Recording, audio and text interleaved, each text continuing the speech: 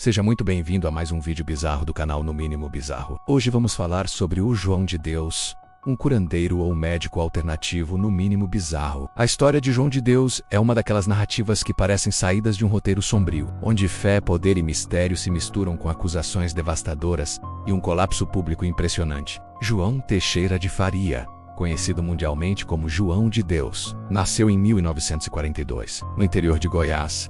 Sua trajetória começou em meio à pobreza e à vida simples do interior brasileiro. Ainda jovem, ele afirmava ter começado a receber entidades espirituais que o guiariam em uma missão de cura. Segundo seu próprio relato, uma visão marcante teria acontecido quando ele ainda era adolescente.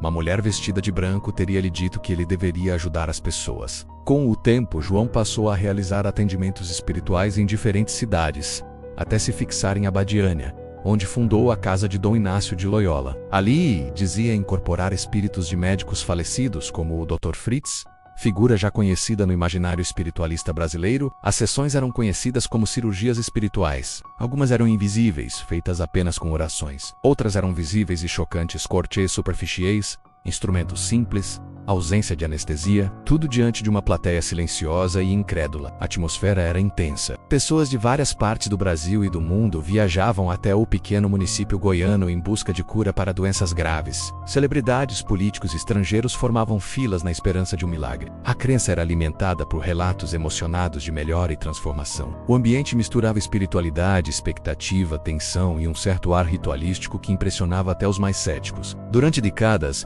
João de Deus construiu uma imagem quase intocável. A mídia internacional produziu reportagens sobre ele e documentários exploraram seu fenômeno. Entre os trabalhos que o levaram ao público estrangeiro está a série exibida pela Oprah Winfrey Show, quando a apresentadora Oprah Winfrey visitou o local e entrevistou o médium, ampliando ainda mais sua fama. Mas por trás do cenário de fé e esperança, algo obscuro começava a emergir. Em 2018, uma avalanche de denúncias veio à tona. Mulheres relataram abusos sexuais que teriam ocorrido durante atendimentos espirituais. As acusações descreveram situações em que, sob o pretexto de tratamentos espirituais, o médium teria cometido atos criminosos. Os relatos eram perturbadores e carregados de dor. O que antes era visto como um espaço de cura passou a ser descrito como um ambiente de manipulação psicológica e vulnerabilidade explorada. O escândalo ganhou dimensão nacional após reportagens exibidas no programa Conversa com Bial, da TV Globo.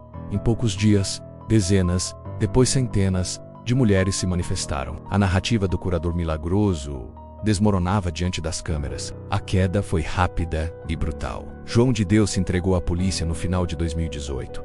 Investigações revelaram não apenas denúncias de abuso, mas também irregularidades financeiras e posse ilegal de armas. O homem que por décadas foi tratado como instrumento divino agora era réu em múltiplos processos. Os julgamentos resultaram em diversas condenações, somando dezenas de anos de prisão. A imagem do médium, antes associada a milagres e fé, passou a representar um dos maiores escândalos envolvendo líderes espirituais no Brasil contemporâneo. O aspecto mais inquietante dessa história talvez não esteja apenas nas acusações ou nas sentenças, mas no contraste brutal entre a aura mística construída ao longo de anos e a realidade revelada depois. O mesmo salão onde pessoas choravam de gratidão tornou-se símbolo de trauma para muitas vítimas. O mesmo nome que ecoava como esperança passou a soar como alerta. A trajetória de João de Deus levanta questões profundas sobre poder, fé e vulnerabilidade humana. Como alguém consegue sustentar por tanto tempo uma imagem quase sagrada? Como o carisma, o ambiente ritualístico e a necessidade de acreditar podem criar um escudo tão forte ao redor de uma figura pública? É uma história que começa com promessas de cura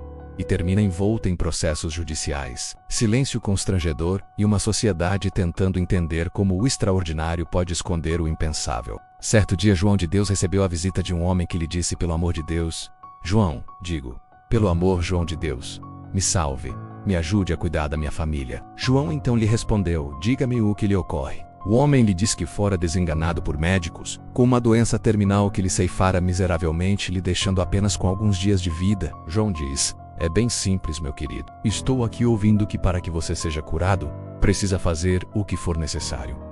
E o que seria? Pergunta o pobre homem. Você precisa me dar tudo o que você tem em sua conta do banco. O homem diz: posso lhe dar milhões, muito dinheiro, mas tudo? Sim, tudo, respondeu João. Tudo que você tem, um espicha-gato e o caneco.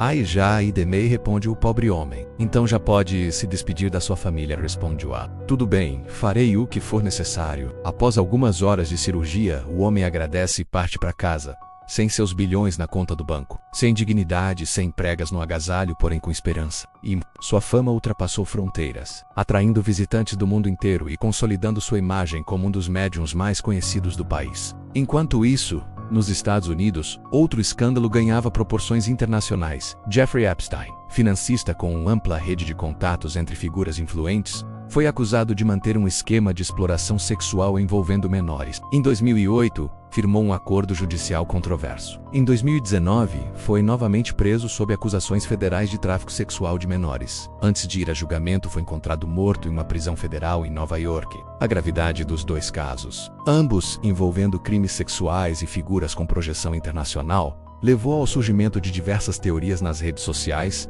sugerindo conexões entre eles. No entanto, até o momento não há registros oficiais, investigações formais ou decisões judiciais que comprovem qualquer ligação direta entre João de Deus e Jeffrey Epstein e esquemas conjuntos ou operações internacionais. Os dois casos permanecem como escândalos reais e documentados em seus respectivos países, marcados por denúncias graves, processos judiciais e forte impacto social. Separar fatos comprovados de especulações é fundamental para compreender cada história dentro do que foi efetivamente investigado e julgado pelas autoridades competentes. No MNIMOBICTA